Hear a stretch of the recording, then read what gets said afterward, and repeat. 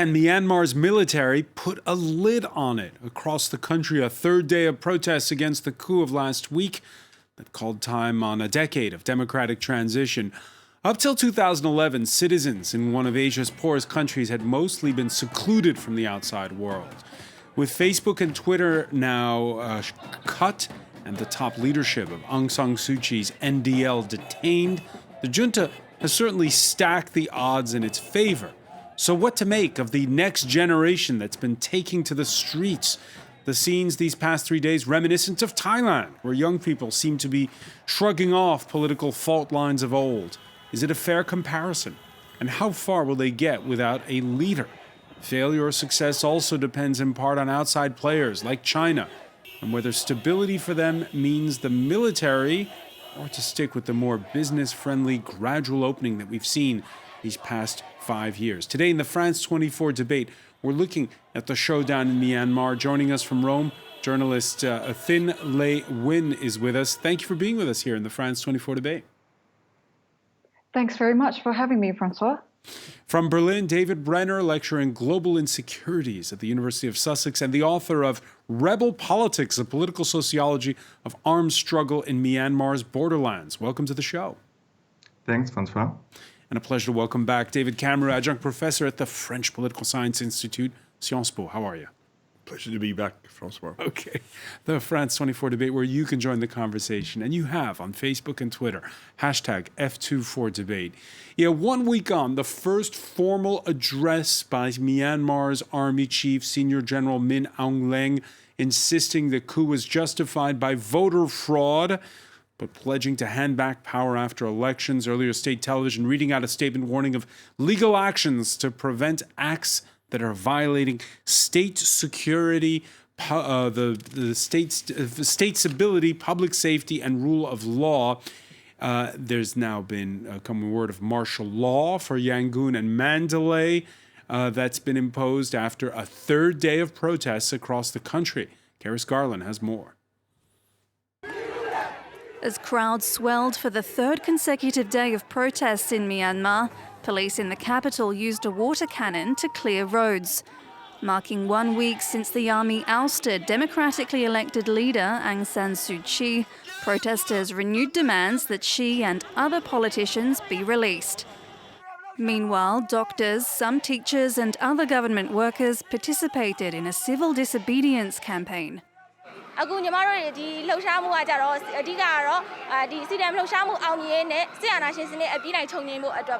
Internet services have been intermittently cut off in recent days, but on Sunday afternoon, some users said access had been restored.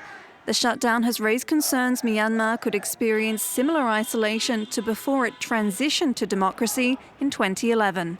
Seeing shutdowns of the internet, it's a very alarming sign. This is a military that has carried itself with impunity over the years, and we're very worried about the possibility of a broader human rights crackdown than we've already seen. Suu Kyi, who has not been seen in public since Monday, is under house arrest, according to her lawyer. She faces charges of illegally importing 6 walkie-talkies. Since winning the Nobel Peace Prize in 1991 for campaigning for democracy, the 75-year-old has fallen from grace after defending Myanmar's military against allegations of genocide concerning the Rohingya Muslim minority. Thin Lei Win, 1 week ago, we were reacting to the fresh news of this coup. Now we then saw first, sporadic acts of defiance, and then the last 3 days, big numbers of people in the streets. Are you surprised at the turn of events? Yes and no.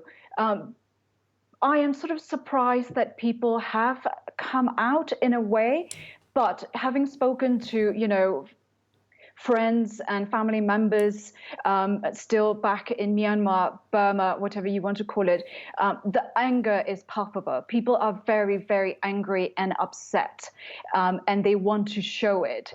This is one way for them to sort of show not just the military, not just the junta, but also to the rest of the world, now that Myanmar is finally connected, to show that, this is not a legitimate government, and they are refusing to accept it. And remember, the people who are now protesting, a lot of the youth, they have tasted freedom, or at least some version of it, for the past 10 years. So they've witnessed what life could be when there is no direct military rule, and they are determined not to go back. Yeah, you say Myanmar now connected. I want to get back to that point, but first, your reaction to the latest news, which is martial law. That means an 8 p.m. to 4 a.m. curfew in Yangon and the second city, Mandalay. No gatherings of more than 5 people. How do you see Tuesday? I'm very concerned because history has shown us that when, so in Myanmar, this is called Section 144 order, when you ban these gathering of people and, you impose the curfew, and scholars on Myanmar, like this Australian scholar called Melissa Crouch, has done research that shows that whenever this Section 144 order had been given, it usually spelled an imminent crackdown on mass gatherings. And in historical past, during the British colonial rule, and in fact, it has at times authorized police to shoot on sight. I'm very concerned. I, grew up in Yangon in the aftermath of 1988 protests. That was also during, a time when there was this mass protest movement, and that was when, Aung San Suu Kyi sort of became this prominent leader, and I saw what happened there, and it was awful. So I am really concerned. Yeah, 2007, the last time, David Cameron, when there was a bloodbath in the streets of Yangon. It's not so long ago. No, it's not so long ago, but the difference is that despite the ban on Facebook, people are communicating with mobile telephones. That was not the case in 2007. Cutting the internet service, the military is shooting itself in the foot, because the internet service is also necessary for business, for the economy, for public service to function.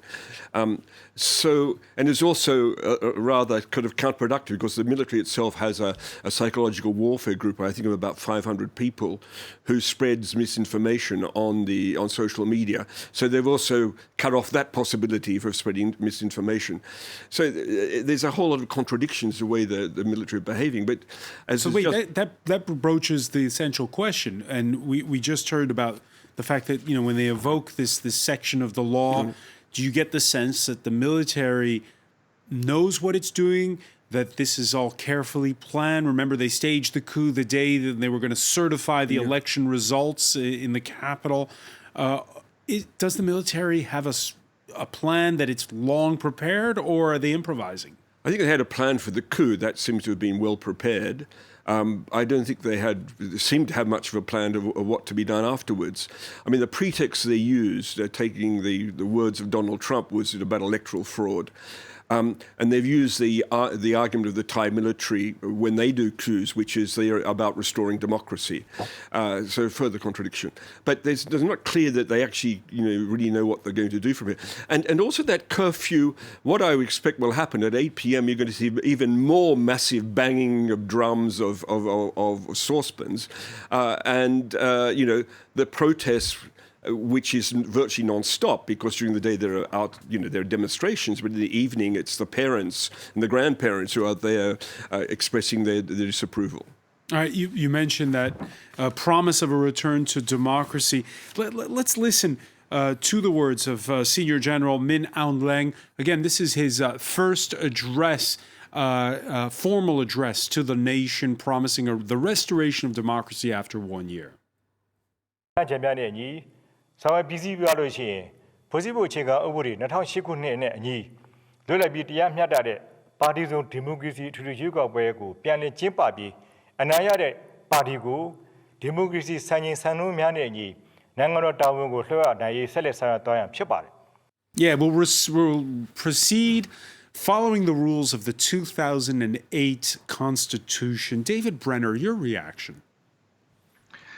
I think not the surprising, actually. The 2008 constitution, we have to remember, was set up by the military, so that they're using the language of the constitution in and of itself isn't surprising. I do agree with my colleagues that the military didn't seem to really have a plan for what's happening now, in terms of how they are couching this or using the language of democracy with actually restoring some form of social stability, first of all, and addressing the very legitimate demands of so many different kinds of oppositions and people on the streets of Myanmar now. The country has changed in a decade. Has the military changed in a decade? The military sorry, that's not for me. Sorry, I didn't Yes, hear it is for you, David. Yeah, okay, great. The military is always changing as well. It's very difficult to look inside the military indeed. And at the same time, though, Min Aung Hlaing is certainly representing the faction of the military that is maybe the most hardline and conservative faction in the military. So if there has been some change in terms of some reformists within the Tatmadaw, so the Myanmar military, that coup itself is, of course, also an attempt to keep a lid on that. And Senior General Min Aung Hlaing, he's 64 years old. Next July, he was due to retire. I'm reading some reports, David, that say the reason he stages the coup is because otherwise he has to ride off into the sunset. Is that an exaggeration? I don't think it's necessarily the case that he would have to give up all his sources of power and profit. If we look at, for instance, Senior General Than Shwe, who's retired before, and has been continuing to pull strings from the background, and continuing to profit from the country's vast informal economies, in particular war economies surrounding resources, etc. I don't think it's necessarily the case that Min Aung Hlaing would have needed to, just step down completely. I do think what that comes to show is that it's not just about power for Min Aung Hlaing, but it's also about personal vanity in many ways. Personal vanity? You agree with that, Thin Lei Win? I think yes, to a certain extent. There is a lot of analysts have also talked about not necessarily just this, personal vanity, but there's this animus between her and Aung San Suu Kyi as well, that played into a role. I agree with David mostly, but I still think that there is a part of Min Aung Hlaing's thinking, and I'm purely speculating here, where he may lose some of the protections that the position of commander-in-chief provides, because remember, unlike Thein Sein or even Senior General Than Shwe, it's on his watch that we have 2 cases at The Hague over the military's treatment of the Rohingya, the genocide case, and I think there may possibly be some concerns over the losing of the protection that comes with it. You also have to remember. And by the way, let me just interrupt you on that point. It's significant that in that address that he gave this Monday, he stressed the fact that Rohingyas are still allowed to come back into the country. He mentioned it. Yes, but I don't remember hearing him mention anything about whether they would get the basic human rights that they're entitled to, whether they'll get citizenship. I mean, imagine being, you're a Rohingya and you left the country because of these so-called clearance operations by the military. You had to flee with your life, and now you are being told to go back when the same people who drove you out are now ruling the country. I would really, really be worried about going back. Just to very briefly, going back to the earlier point, I think you also need to remember that the USDP, the Army Proxy Party, had a humiliating loss in the 2020 elections. The army has obviously talked a lot about electoral fraud.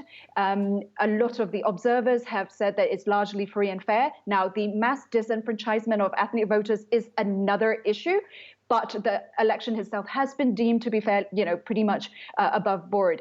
But the USDP losing at such, in such a way means that there is now less and less opportunity for, senior military leaders who might want to become civilian leaders. There is now no longer a political path for them if they retire and want to, don civilian clothing and then try to come into the political arena. There's no more path anymore. The USDP just cannot win as long as the NLD runs in the elections. So, David Cameron, elections make it that if you're the military, you're like a wounded lion? Yes, the military, I mean, what the election showed is how incredibly unpopular the military is. And that's the dilemma. They're incredibly unpopular. And Aung Suu Kyi is incredibly popular. But to come back to just the Rohingya question, the genocide that began, or what the United Nations call genocidal acts, the clearance operations, were directed also against Aung San Suu Kyi. They occurred, I'm not sure it was a few days before or a few days after, a report that she had requested from Kofi Annan and a group of outsiders to present a path for dealing with the problem of the Rohingya and offering a pathway eventually to some kind of citizenship. And it was precisely that time that the military launched this attack. So it was also to sabotage her attempt to find some kind of appropriate reconciliatory procedure. And there'd been that rebel attack. Yes, but that was the pretext. And how real was that rebel attack with machetes and a couple of guns? There's still some doubts about it. I want to get back to something Thin Lei Win said earlier, which is how Myanmar is now connected. And proof of that, we're seeing activists in Yangon and elsewhere quick to adopt the same three-finger salute inspired by Hunger Games and adopted by young people in Thailand protesting the military and the monarchy. Your thoughts, then, on that three-fingered salute? They're also part of what they're calling the Milk Tea Alliance, which I think was also, this ASEAN, this regional protest against dictatorship. It just shows that, the younger generation are very savvy in terms of technology, in terms of social media, and, the Hunger Games, right? Yes, they are adopting it from what the protesters in Thailand have been doing, but it's something that people in Europe, people in the US can also relate to, right? We all understand that whole premise of these poor, districts that's been ruled unfairly, rising up against a dictatorship. It has these meanings that people who may not have even heard of Myanmar will understand. It's very savvy. One thing I would like to add also is that, I think, to me, one of the best things about these young people rising up and doing this is that, they're no longer tied to the old, alliances that used to be strictly along religion and race. There are a lot of different ethnicities protesting. Some of the activists who were protesting the coup were also protesting against the genocide or the charges of genocide against the Rohingya just a year and a half ago. People are talking a lot more about what does it mean to the Rohingya, and this is this massive transformation that we're suddenly seeing, which I am really hoping will continue. Hopefully, when the coup is reversed or whatever happens with the situation. And we're going to pick up on that point when we come back. You're watching the France 24 debate.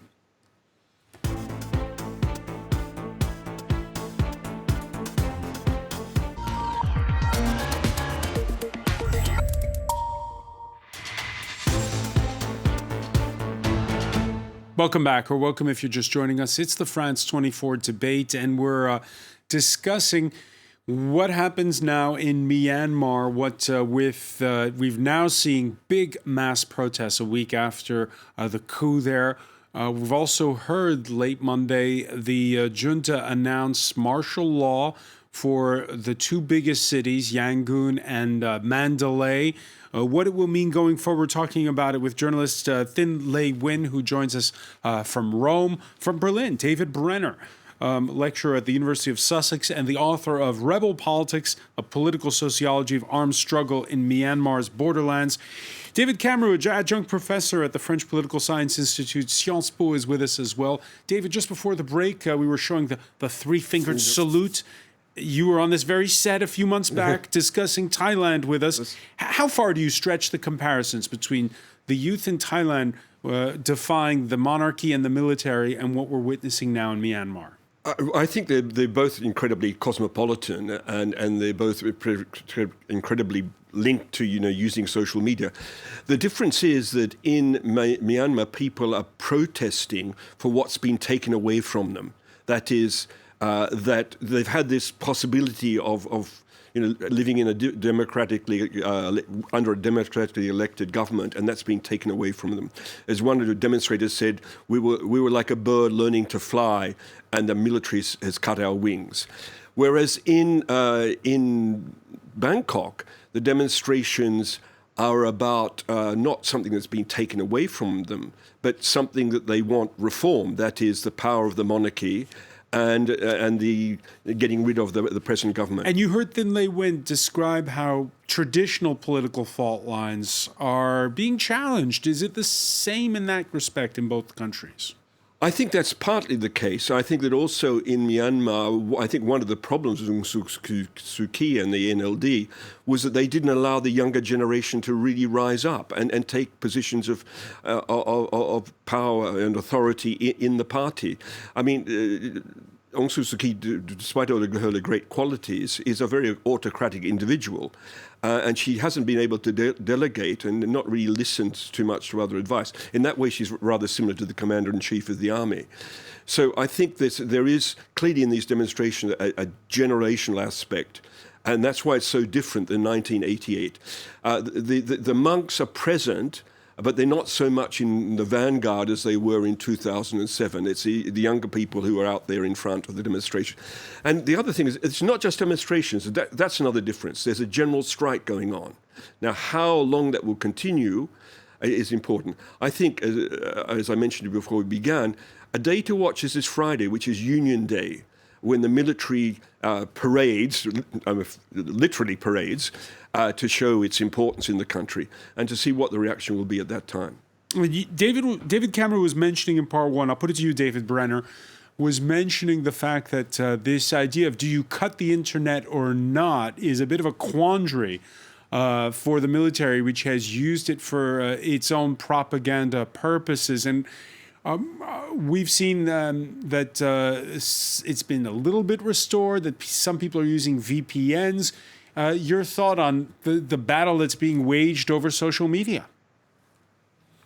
So the internet and social media in particular has proven crucial for Myanmar politics in the last years. But we also have to, I think, remember that it's a quite new thing, nevertheless. And people who are organizing now on the streets of Myanmar, they're also used of organizing outside of the internet. So a friend of mine was just telling me today, if there was no internet, we would still go out. We are used to mobilizing without the internet. There's a lot of young people on the street, and I agree with I agree with Thin Lay Win and with David on the program that there's a new characteristic to many of those groups. But there's also old faces on the street, right? The 88 student movement is present. The labor unions, of course, very important. These people are supporting the young people who are protesting, and they are used to mobilizing without the internet as well. The military really has miscalculated, I suppose, in the way of when they thought they can turn off the internet and therefore kind of keep mobilization under the lid.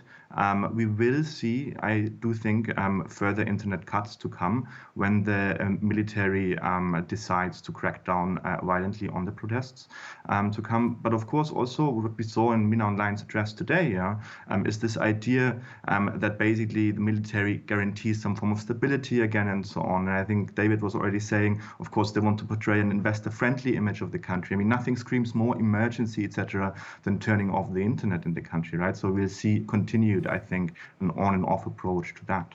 All right, in a Monday editorial, the Washington Post referencing how Facebook served as a vector for organizing the 2017 slaughter of Rohingya Muslims in Rakhine province, and stating in that editorial The platform appears to have learned its lesson, with democratically elected leader Aung San Suu Kyi ousted by the armed forces. Facebook strove to remove manipulation and incitements to violence by government actors and to protect posts by those opposed to the overthrow. David Brenner, your reaction to that? I mean, the whole Facebook story obviously is a bit cynical, right? Like, I mean, Facebook has, of course, been instrumental in fostering hate speech on the internet in Myanmar against ethnic minorities, especially the Rohingya community. I see that people are moving away from Facebook anyway because they can't use it at the moment. You need a VPN, even though the internet is back on to use it. People are using on other platforms, including Twitter, for instance.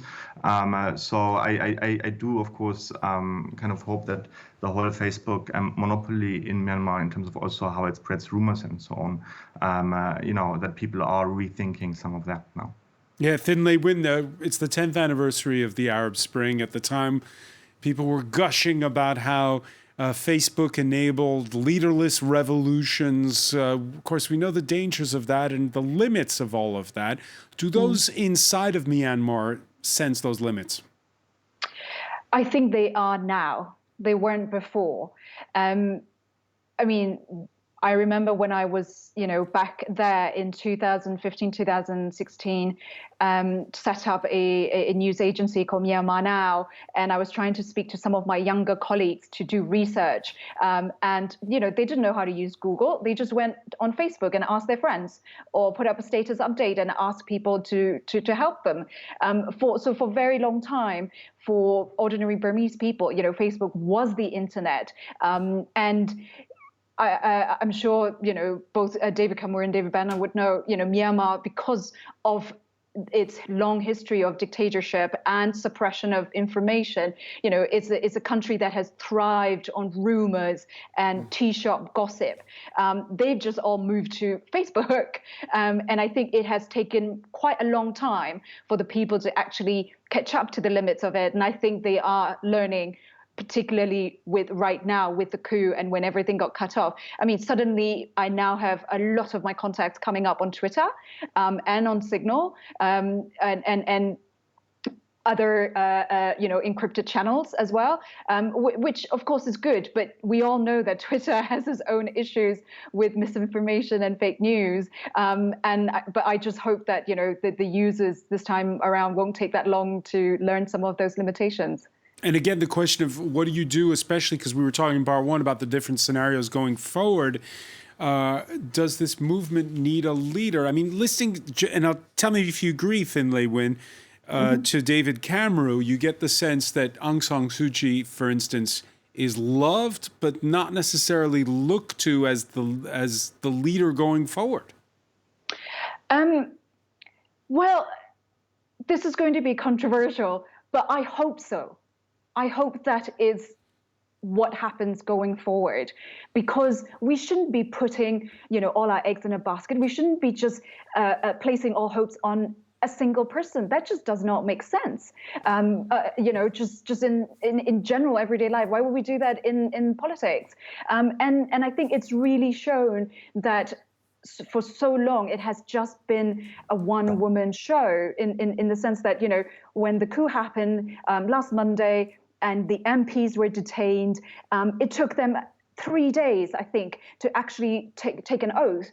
They are still the legally elected representatives, but they didn't know what to do. And part of it is because all the decisions had been centered right at the top, just from one person.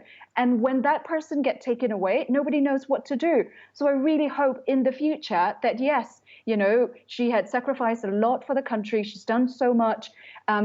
Sure, love her, but let's not put everything on her. Let's make sure we have a younger generation of people that can take over.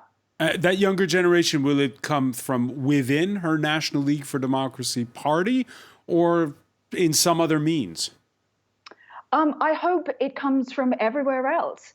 Again, I don't think NLD should have the monopoly as the only democratic party. I would like to see a lot more political parties that run on platform and not on personality. might be a bit of a wishful thinking at this particular point. A lot of the voters are still very much heavily invested in Dosu, but it would be great to see just a lot more people, not just from the NLD, not just Dosu, a lot more political parties, a lot more activists. I just want to bring in David Brenner on this because, David, we were in part at the end of part one of our discussion. Thin Lei Win was mentioning how people want to break free of tribal thinking. I don't know how you would call it in Myanmar, probably ethnic thinking, because there's sizable minorities in the country. Yet you have now the situation where a coup takes place just as peace was being negotiated with the rebels in the north of the country, in Kachin. What happens with those minorities now? Good question. Important question. I don't think that peace was about to be negotiated with any rebel movement in the country, really. I mean, the peace process has been really stalling for a long time, and we've seen ceasefires coming and going.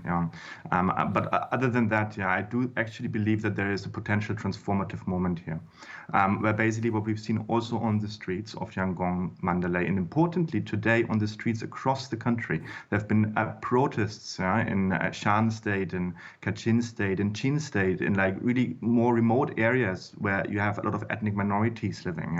And people were making sure to not wear the red of the NLD, but to wear different colors, mostly actually in black or in white. And we saw that in Yangon as well, where people were actually trying to disassociate themselves from the NLD's kind of tutelage of the opposition. And there was a moment in time in the 90s and 2000s where there was a much more progressive and inter-ethnic oppositionary unified movement. And in many ways, during the kind of reign of the NLD in particular, it wasn't just that Aung San Suu Kyi was particularly bad in incorporating younger people, but also she's basically cut a lot of her old alliances to a lot of different ethnic minority movements out there, as well as to the 88 generation. And I do think that there is a transformative moment at the moment, that can see some of that kind of recurring, and that might actually be then a much more progressive ethnic movement than a Burma-centered movement on her persona. David Cameron, I read the South China Morning Post, a Hong Kong-based newspaper, reporting this Monday that ethnic Chinese have been among those protesting against the coup. Yes, that is. I mean, Myanmar has a problem with its electoral system. It adopted this horrible, one of the most archaic electoral systems in the world, which is that of Britain, the first past the post, which means that you don't impose coalitions. And so that, for example, the ethnic parties have been excluded from governing. So a system which would force coalitions to be created across ethnic lines, but across, ideological lines, is really what Myanmar, like many countries, require. And that system really needs to be changed to move forward. What's interesting in the demonstrations is they're not talking too much about Aung San Suu Kyi. They're talking a lot about democracy and the elected government. So while she's powerful, I think, as the figurehead, and that's why the protests can be leaderless, because they actually, in a sense, they have a symbolic leader. She's not actually, they're not sort of protesting so much in support of her, but in support of the whole notion of democracy. David, we're running a little short on time, so I want to just look at some international reactions this Monday. This one coming from the White House, it says it's concerned about China's absence from any international conversation. That's the State Department spokesperson saying that their absence, concerned about China's absence from the conversation and lack of a vocal role. What does she mean? Well, the Chinese, there's a real debate occurring amongst analysts whether China, did they push for the coup? Are they favorable to the coup? I mean, the relations between the Tatmadaw and the Chinese are not all that convivial. One of the first things that the military government did in 2011 was to stop the construction of the Mir Suton Dam, which caused millions of losses for a Chinese company. So the Chinese, from what I gather, see the military as somewhat corrupt and incompetent. But in the last 5 years, Chinese investment in Myanmar has decreased by a quarter with the opening up to foreign investment from Europe and from Japan particularly. And so, there is a kind of, it's ambiguous really. Yeah, we saw the English language newspaper of China's Communist Party is now calling it a coup.